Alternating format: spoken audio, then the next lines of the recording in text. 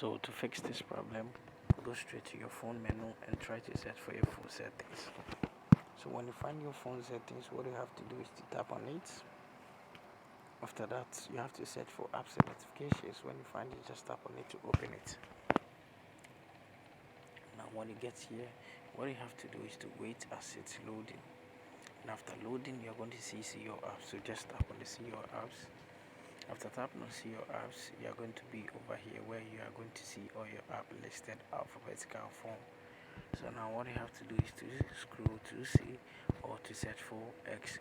So if your apps are a lot, just tap on the search bar and type in X. And after that, you just scroll. If you have a lot of apps, you're going to find X over here. Then you tap on it.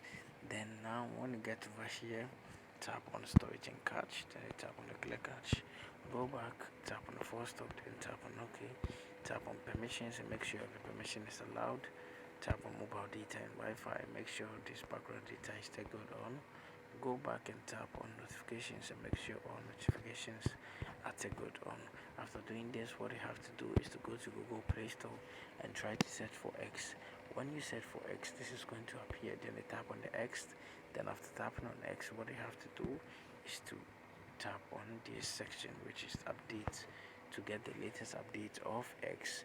After updating your X, what you have to do is to restart your device. So now let's tap on your power button to restart our device. So now tap on restart, then tap on OK, and this problem is going to be fixed. Thank you very much for watching this video. See you in my next video.